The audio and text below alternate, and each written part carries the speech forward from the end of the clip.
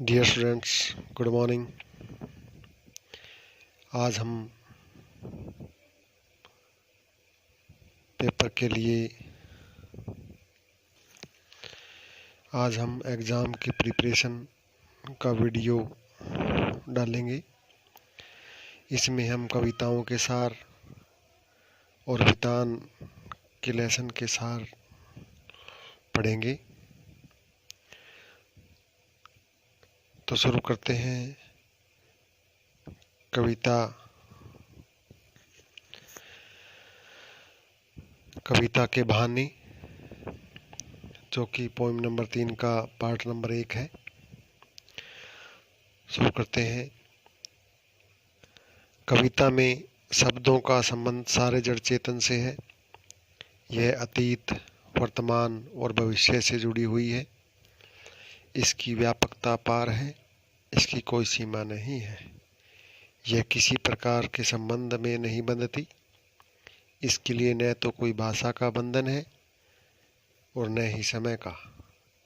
कविता के बहाने नामक कविता आकार में छोटी है पर भाव में बहुत बड़ी है। आज का समय मशीनीकरण और यांत्रिकता का है, जिसमें सर्वत्र भागदौड़ है।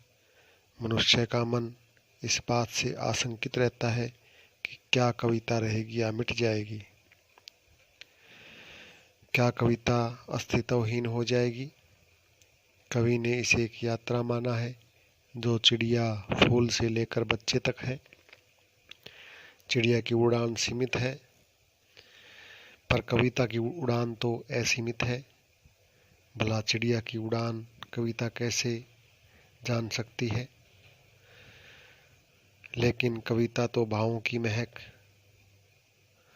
लेकर बिना मुरझाए सदैव प्रभाव डालती रहती है। कविता तो बच्चों के खेल के समान है, जिसकी कोई सीमा ही नहीं है। जैसे बच्चों के सपनों की कोई सीमा नहीं होती, वे भविष्य की ओर उड़ान भरते रहते हैं, वैसे ही कविता भी शब्दों का एक ऐसा अनूठा खेल है जिस पर किसी का कोई बंधन नहीं है। कविता का क्षेत्र सीमा रहित है। वह किसी भी सीमा से पार निकली हुई राह में आने वाले सभी बंधनों को तोड़कर आगे बढ़ जाती है। नेक्स्ट पोएम नंबर 4, कैमरे में बंद अपाहिज। कैमरे में बंद अपाहिज कविता रघुवीर सहाय की काव्य संग्रह लोग भूल गए हैं से ली गई है। इस कविता में कवि ने शारीरिक चुनौती को झेलते व्यक्ति से टेलीविज़न कैमरे के सामने किस तरह से सवाल पूछे जाएंगे और कार्यक्रम को सफल बनाने के लिए उससे कैसी भंगिमा की अपेक्षा की जाएगी, इसका लगभग सपाट तरीके से बयान करते हुए एक तरह से पीड़ा के साथ दृश्य संचार माध्यम के संबंध को रेखांकित किया गया है। साथ ही कवि ने व्यंजना के माध्यम से ऐसे व्यक्ति की ओर इशारा किया है जो अपनी दुख, दर्द, यातना, वेदना को बेचना चाहता है। इस कविता में कवि ने शारीरिक चुनौती को झेलते हुए लोगों के प्रति संवेदनशीलता व्यक्त की है। कवि ने इस कविता में बताया है कि अपने कार्यक्रम को सफल बनाने और किसी की पीड़ा को बहुत बड़े दर्शक वर्ग तक पहुंचाने के लिए दूरदर्शन वाले किसी दुर्बल और शारीरिक रूप से कमजोर व्यक्ति को अपने कैमरे के सामने प्रस्तुत करते हैं। उससे अनेक तरह के सवाल पूछते हैं। उसे कैमरे के आगे बार बार लाया जाता है। बार बार उसे अपाहिज होने के बारे में सवाल पूछे जाते हैं कि आपको अपाहिज होकर कैसा लगता है, तथा उस कार्यक्रम को रोचक बनाने के लिए दूरदर्शन वाले स्वयं प्रतिक्रिया व्यक्त करके बताते हैं। अनेक ऐसे संवेदनशील सवालों को पूछ कर वे उस व्यक्ति को रुला देते हैं। दूरदर्शन के बड़े पर्दे पर उस व्यक्ति की आंसू भरी आंखों को दिखाया जाता है। इस प्रकार दूरदर्शन वाले बार बार ऐसे अपाहिज व्यक्ति की पीड़ा को दर्शकों के समक्ष प्रस्तुत करते हैं और अपने कार्यक्रम को रोचक बनाने का प्रयास करते हैं। हमारी अगली कविता नंबर 5, शहर स्वीकारा। गजानन माधव मुक्तिबोध नई कविता के प्रमुख कवि हैं। वे लंबी कविताओं के कवि हैं। शहर स्वीकारा है मुक्तिबोध की छोटी कविता है जो छायावादी चेतना से प्रेरित है।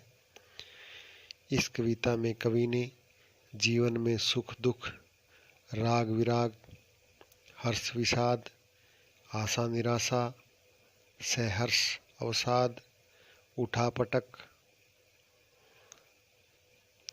आदि भावों को सहर्ष स्वीकार करने की प्रेरणा दी है। खुशी के साथ स्वीकार करने की प्रेरणा प्रदान करता है। इसके साथ ही वह कविता उस विशिष्ट व्यक्ति या सत्ता की ओर संकेत करती है जिससे कवि को प्रेरणा प्राप्त हुई है।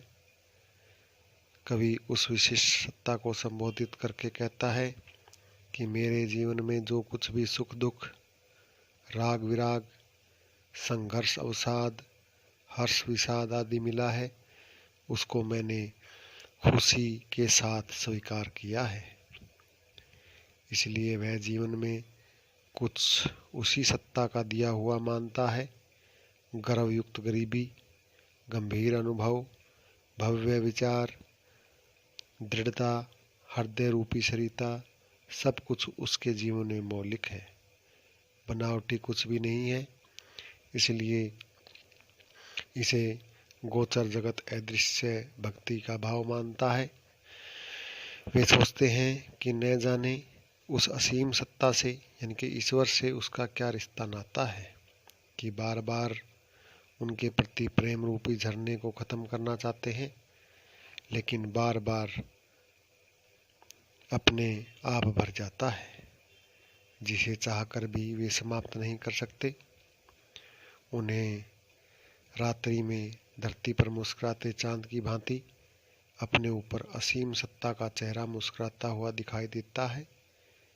इनके ईश्वर का चेहरा उसे चांद के समान मुस्कुराता हुआ दिखाई देता है।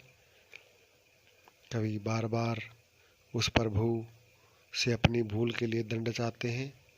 वे दक्षिण ध्रुव पर स्थित अमावस्या में पूर्ण रूप से डूब जाना चाहते हैं क्योंकि उन्हें प्रभु द्वारा ढका और घिरा हुआ रमणीय प्रकाश सहन नहीं होता। अब उन्हें ममता रूपी बादलों की कोमलता भी हृदय में पीड़ा पहुंचाती है। उनकी आत्मा कमजोर और शक्तिहीन हो गई है, इसलिए होनी को देखकर उनका हृदय छटपटाने लगता है। अब तो स्थिति यह है कि उन्हें दुखों को बहलाने और सहलाने वाली आत्मीयता भी सहन नहीं होती। कवि वास्तव में उस असीम विशिष्ट जन से दंड चाहता है, ऐसा दंड जिससे कि वह पाताल लोक की गहरी गुफाओं, बिलों और धुएं के बादलों में खो जाए, लेकिन वहाँ भी उन्हें प्रभु का सहारा ही दिखता है। इसलिए वह अपना सब कुछ उसी सत्ता को स्वीकार करते हैं जो कुछ उस सत्ता ने सुख दुख, राग विराग, सहर्ष संघर्ष अवसाद, आशा निराशा आदि प्रदान किए हैं। उन्हें खुशी खुशी स्वीकार करता है। इस कविता के माध्यम से कवि को यही प्रेरणा देते हैं कि जीवन में मनुष्य को प्रदत्त राग विराग, सुख दुख, आशा निराशा आदि भाव सहर्ष भाव से स्वीकार कर लेने चाहिए।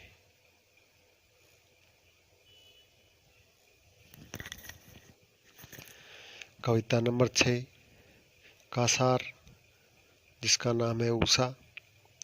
कवि ने उषा कविता में सुबह सवेरे सूर्य के निकलने से पहले की प्राकृतिक शोभा का सुंदर चित्रण किया है। आकाश का गहरा नीलापन सफेद संग के समान दिखाई देने लगता है। आकाश का रंग ऐसा है जैसे किसी गृहिणी ने राख से चौका लीप पोत दिया हो जो अभी गीला है। उसका रंग गहरा है, जैसे ही सूर्य कुछ ऊंचा उठता है और उसकी लाली फैलती है तो ऐसे प्रतीत होने लगता है जैसे केसर से युक्त काली सील को किसी ने धो दिया है या उस पर लाल खड़िया चाक मल दी है। नीले आकाश में सूर्य ऐसे शोभा देने लगता है जैसे कोई सुंदरी नीले जल से बाहर आती हुई रह रहकर अपने गोरेपन की आभा बिखेर रही हो। जब सूर्य पूर्व दिशा में दिखाई देने लगता है तो उसका जादुई प्रभाव खत्म हो जाता है। जैसे ही सूर्य निकलता है चारों ओर प्रकाश छाने से जो सुबह की आभा है, सुंदरता है, वो समाप्त हो जाती है। आगे हमारा लेसन नंबर 1 का सार भगतिन। इसमें महादेवी जी ने अपनी सेविका भगतिन के अतीत और वर्तमान का परिचय देते हुए उसके व्यक्तित्व का चित्रण किया है। लेखिका के घर में काम करने से पहले भगतिन ने कैसे एक संघर्षशील, स्वाभिमानी और कर्मशील जीवन यापन किया है, वह कैसे पितृसत्तात्मक मान्यताओं और उनके छल छद्मपूर्ण समाज में अपने और बेटियों के हक की लड़ाई लड़ती रही, तथा हार कर कैसे जिंदगी की राह पूरी तरह बदल लेने के निर्णय तक पहुंची। इन सब का इस पाठ में अत्यंत संवेदनशील चित्रण हुआ है। लेखिका ने इस पाठ में आत्मीयता से परिपूर्ण भगतिन के द्वारा स्त्री अस्मिता की संघर्षपूर्ण आवाज उठाने का प्रयास किया है। भगतिन का शरीर दुबला पतला है, उसका कद छोटा है। वह ऐतिहासिक झूंसी गांव के प्रसिद्ध अहीर सुरमा की इकलौती बेटी है। उसकी मां का नाम धन्या गोपालिका है। उसका वास्तविक नाम लक्ष्मी है। भगतिन नाम तो बाद में लेखिका ने अपने घर में नौकर रखने के बाद रखा। भगतिन एक दृढ़ संकल्प, ईमानदार, जिज्ञासु और बहुत समझदार महिला है। वह भी माता की ममता की छाया में पली बढ़ी। 5 वर्ष की छोटी सी आयु में उसके पिता ने इसका विवाह हंडिया ग्राम के एक संपन्न गोपालक के छोटे बेटे के साथ कर दिया। 9 वर्ष की आयु में सौतेली माँ ने इसका गोना कर ससुराल भेज दिया। भगतिन अपने पिता से बहुत प्रेम करती थी, लेकिन उसकी भी माता उनसे ईर्ष्या किया करती थी। उसके पिता की मृत्यु का समाचार उसकी भी माता ने बहुत दिनों बाद भेजा। फिर उसकी सास ने रोने पीटने को अपशकुन समझ कुछ नहीं बताया। अपने मायके जाने पर उसे अपने पिता की दुखद मृत्यु का समाचार मिला। जीवन के दूसरे हिस्से में भगतिन को सुख की अपेक्षा दुख अधिक झेलने पड़े। 11वें रंग की पुत्री के जन्म के बाद उनकी सास और जेठानियों ने उनकी खुलकर अपेक्षा की, क्योंकि उसकी सास 3 पुत्रियों तथा जेठानियां काक, भूषंडी जैसे एक एक पुत्र को जन्म दे चुकी थी। इस प्रकार उस घर में निरंतर भगतिन और उसकी लड़कियों में अपेक्षा का शिकार होना पड़ा। भगतिन घर में कुर्ती पिसती और उनकी नन्ही लड़कियां गोबर उठाती और कंडे पाती थी, जबकि उनकी जेठानियां तथा उनके काले कलूटे बेटे उन पर फतियां कसा करते थे। भगतिन घर और खेत खलिहान का सब कार्य स्वयं करती थी, इसलिए इस संबंध में उसको बहुत ज्ञान हो गया था। लगभग 36 वर्ष की अवस्था में उसका पति अपनी लड़की की धूमधाम से शादी करने के बाद अपनी 2 कन्याओं और पत्नी को छोड़कर संसार से विदा हो गया। बाद में भगतिन धीरे धीरे बूढ़ी हो गई, तब उसने अपने पति को भी बूढ़ऊ कहकर संबोधित किया। पति के मरने के कुछ दिनों बाद उसने अपनी छोटी लड़कियों की शादी कर दी, तब भविष्य में अपनी संपत्ति सुरक्षित रखने हेतु उसने बड़े दामाद को अपने घर में रख लिया। किशोर से युवती होते ही बड़ी लड़की भी विधवा हो गई। विधवा बहन से गठबंधन करने के लिए बड़े जेठ ने अपने चंचल साले को बुला लिया, लेकिन लड़की ने इसे वर के रूप में नापसंद कर दिया। एक दिन भगतिन की अनुपस्थिति में वरमास्य ने बेटी को कोठरी में बंद कर लिया, तब उसके समर्थक गांव वालों को बुलाने लगे, लेकिन युवती ने इस डकैत वर की पूरी तरह से मरम्मत कर डाली। बाद में वर्थ हाउस के समर्थकों ने पंचायत बुलाई। पंचायत ने भी उन्हीं के पक्ष में फैसला सुनाया। भगतिन और लड़की अपना सा मुंह लेकर रह गए तथा दामाद को स्वीकार करना पड़ा। बाद में भगतिन के दिन खेती-बाड़ी, धन संपत्ति एवं पारिवारिक द्वेष में झुलस गई। अब उसके लिए लगान देना भी भारी पड़ गया। लगान समय पर न पहुंचने के कारण जमींदार ने भगतिन को दिन भर कड़ी धूप में खड़ा रखा। यह अपमान उसकी कर्मठता और परिश्रम में सबसे बड़ा कलंक बन गया। अतः वह दूसरे ही दिन कमाई के लिए फर्रुखाबाद शहर आ गई। यहाँ उसकी भेंट महादेवी वर्मा से हुई। लेखिका ने उसे सेविका के रूप में अपने घर में रख लिया।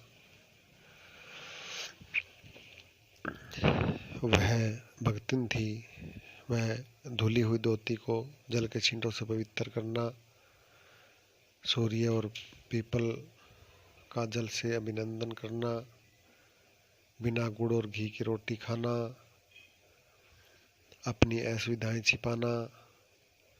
धीरे धीरे भगतिन का स्वभाव भी ऐसा ही बन गया कि वह दूसरों को अपने मन के अनुसार बदल देना चाहती थी, लेकिन स्वयं में कोई परिवर्तन नहीं चाहती थी।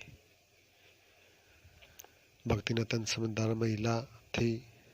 उसमें दुर्गुणों का विभाव नहीं था। वह सत्य के साथ झूठ भी बोल लिया करती थी। उसे अनेक शास्त्रों का ज्ञान था। कभी उत्तर पुस्तकों को बांधना, कभी अधूरे चित्र कोने में रखना, कभी रंग की प्याली धोना, कभी चटाई को आंचल से झाड़ना आदि अनेक कार्य बड़ी कुशलता से कर देती थी। युद्ध को विदेश की सीमा पर बढ़ते देखकर भगतिन के बेटी दामाद नाती उसको बुलाने आए, लेकिन वह उसके साथ नहीं गई। जब युद्ध शांत हो गया तब एक दिन भगतिन से विनीत भाव से अपने गांव जाने का अनुरोध करने आई। वह लड़ाई के खत्म होने पर वापस लौटने आग्रह करती हुई वहां से चली गई।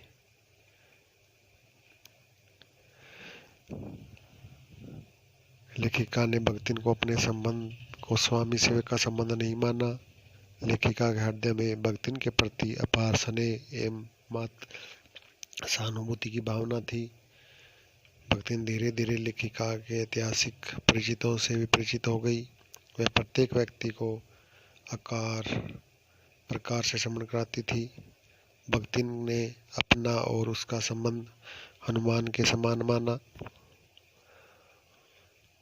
लेखिका ऐसा सोचती है कि जब मेरे लिए रहस्यपूर्ण बुलावा आ जाएगा, उसमें और कोई कार्य का अवकाश नहीं मिलता, पर चीर विदा की उन अंतिम क्षणों में मेरे जीवन से जुड़ने वाले उस भगतिन वृद्धा का क्या हाल होगा। इस प्रकार इस पाठ में लेखिका ने भगतिन के संघर्ष, स्वाभिमान, प्रेम, सहानुभूति और कर्मठता का सजीव चित्रण किया है। पाठ नंबर 2, बाजार दर्शन। बाजार दर्शन जनेंद्र द्वारा रचित एक महत्वपूर्ण निबंध है, जिसमें गहन वैचारिक और साहित्यिक सुलभ लालित्य का मणिकांचन संयोग देखा जा सकता है। यह निबंध उपभोक्तावाद एवं बाजारवाद की मूल अंतर को समझाने में बेजोड़ है। जनेंद्र जी ने इस संबंध के माध्यम से अपने परिचित एवं मित्रों से जुड़े अनुभव को चित्रित किया है। बाजार की जादुई ताकत कैसे हमें अपने गुलाम बना लेती है, यह उन्होंने भी बताया है। अगर हम आवश्यकता अनुसार बाजार का सदुपयोग करें तो उसका लाभ उठा सकते हैं, लेकिन अगर हम जरूरत से दूर बाजार की चमक दमक में फंस जाएं तो वह असंतोष, तृष्णा, ईर्ष्या से घायल कर हमें सदा के लिए बेकार बना सकता है। इन्हीं भावों को लेखक ने अनेक प्रकार से बताने का प्रयास किया है। लेखक बताता है कि एक बार उसका एक मित्र अपनी प्रिय पत्नी के साथ बाजार में एक मामूली सी वस्तु खरीदने हेतु गए थे, लेकिन जब वे लौट कर आए तो उनके हाथ में बहुत से सामान के बंडल थे। इस समाज में असंयमी और संयमी दोनों तरह के लोग होते हैं। कुछ ऐसे जो बेकार खर्च करते हैं, लेकिन कुछ ऐसे भी संयमी होते हैं जो फिजूल सामान को फिजूल समझते हैं। ऐसे लोग अपव्यय न करते हुए केवल आवश्यकता अनुसार खर्च करते हैं। ये लोग ही पैसे को जोड़कर गर्वीले बने रहते हैं। लेखक कहता है कि वह मित्र आवश्यकता से ज़्यादा सामान ले आए, उनके पास रेल टिकट के लिए भी पैसे नहीं बचे। लेखक उन्हें समझाता है कि वह सामान परचेजिंग पावर के अनुपात में लेकर आया है। बाजार जो पूर्ण रूप से सजा धजा होता है वह ग्राहकों को अपनी ओर आकर्षित करता है। आओ मुझे लूट लो। ग्राहक सब कुछ भूल जाएं और बाजार को देखें। बाजार का आमंत्रण मूक होता है जो प्रत्येक के हृदय में इच्छा जगाता है, और वह मनुष्य को असंतोष, तृष्णा और ईर्ष्या से घायल कर मनुष्य को सदा के लिए बेकार बना देता है। लेखक एक और अन्य मित्र के माध्यम से बताते हैं कि मित्र बाजार में दोपहर से पहले गए, लेकिन संध्या के समय खाली हाथ वापस आए। उन्होंने खाली हाथ आने का कारण यह बताया कि वह सब कुछ खरीदना चाहता था। इस इच्छा में वह कुछ भी नहीं खरीद कर लाया। बाजार में जाने पर इच्छा घेर लेती है, इससे मन में दुख प्रकट होता है।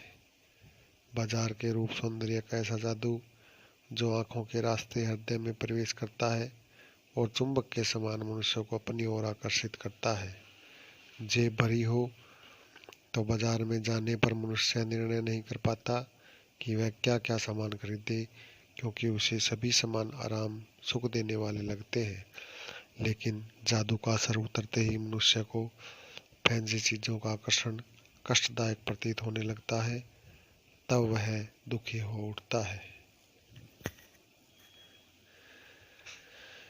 मनुष्य को बाजार में मन को भरकर जाना चाहिए, क्योंकि जैसे गर्मी की लू में यदि पानी पीकर जाएं तो लू की तपन व्यर्थ हो जाती है, वैसे ही मन लक्ष्य से भरा हो तो बाजार का आकर्षण भी व्यर्थ हो जाएगा। आंख फोड़कर मनुष्य लोभ से नहीं बच सकता, क्योंकि ऐसा करके वह अपना ही अहित करता है। संसार का कोई भी मनुष्य पूर्ण नहीं है, क्योंकि मनुष्य में यदि पूर्णता होती तो वह परमात्मा से अभिन्न महाशून्य बन जाता। अतः अपूर्ण होकर ही हम मनुष्य हैं। सत्य सदा इसी अपूर्णता के बोध को गहरा करता है, तो सत्य कर्म सदा एक अपूर्णता को स्वीकृत करता है। लेखक एक चूर्ण बेचने वाले भगत पड़ोसी के माध्यम से कहते हैं कि उन्हें चूर्ण बेचने का कार्य बहुत समय से कर रहे हैं। लोग उन्हें चूर्ण के नाम से बुलाते हैं। यदि वे व्यवसाय बनाकर चूर्ण बेचते तो अब तक माला माल हो जाते, लेकिन वे अपने चूर्ण को अपने आप पेटी में रखकर बेचते हैं और केवल 6 आने की कमाई होने पर बाकी चूर्ण बच्चों को मुफ्त बांट देते हैं। लेखक बताते हैं कि इस सेठ भगत पर बाजार का जादू थोड़ा सा भी नहीं चलता। वह जादू से दूर पैसों से निर्मोहीपन मस्ती में अपना कार्य करता है। एक बार लेखक सड़क के किनारे पैदल चला जा रहा था। एक मोटर उनके पास से धूल उड़ाती हुई गुजर गई। उसे ऐसा लगा कि वह मुझ पर जैसे पैसे की व्यंग्य शक्ति चलाकर गई हो कि उसके पास मोटर नहीं है। लेखक के मन में भी आता है कि उसने भी मोटर वाले माँ बाप के यहाँ जन्म क्यों नहीं लिया, लेकिन यह पैसे की व्यंग्य शक्ति उस चूर्ण बेचने वाले व्यक्ति पर भी नहीं चल सकती। एक बार भगत जी लेखक को बाजार चौक में मिले। बाजार पूरा सजा हुआ था, लेकिन उसका आकर्षण भगत जी के मन को नहीं भेद सका। वे बड़े सटोर चौक बाजार से गुजरते हुए एक छोटे से पंसारी की दुकान से अपनी जरूरत का सामान लेकर चल पड़ते हैं। उनके लिए चांदनी चौक का आमंत्रण व्यर्थ दिखाई पड़ता है, क्योंकि अपना सामान खरीदने के बाद सारा बाजार उनके लिए व्यर्थ हो जाता है। लेखक अंत में स्पष्ट करता है कि बाजार को सार्थकता वही मनुष्य देता है जो अपनी चाहत को जानता है। लेखक जो अपनी इच्छाओं को नहीं जानते, वे परचेजिंग पावर के घरों में अपने धन से केवल एक विनाशक और व्यंग्य शक्ति ही बाजार को देते हैं। ऐसे मनुष्य न तो बाजार से कुछ लाभ उठा सकते हैं और न ही बाजार को सत्य का लाभ दे सकते हैं। ऐसे लोग सद्भाव के ह्रास में केवल कोरे ग्राहक व्यवहार करते हैं। सद्भाव से हीन बाजार मानवता के लिए विडंबना है और ऐसे बाजार का अर्थशास्त्र अनीति का शास्त्र है। हमारा अगला लेसन है काले मेघा पानी दे। काली मेघा पानी दे धर्मवीर भारती द्वारा रचित है। लेखक ने अपने किशोरपन जीवन के सहसमरण में दिखलाया है कि अनावृष्टि दूर करने के लिए गांवों के बच्चों की इंद्रसेना द्वारा हर घर पर पानी मांगते चलती है। लेखक का तर्कशील किशोर मन भीषण सूखे में उस पानी को निर्मम बर्बादी के रूप में देखता है। आषाढ़ के उन दिनों में चारों ओर पानी की कमी होती है। ये इंद्रसेना गांव की गलियों में जयकारे लगाते हुए पानी मांगती फिरती है।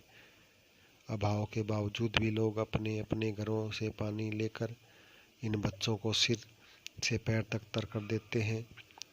आषाढ़ के दिनों में गांव शहर के सभी लोग गर्मी से परेशान त्राहिमाम कर रहे होते हैं। तब वे मंडली काले मेघा पानी दे के नारे लगाती हुई यहाँ वहाँ घूम रही है।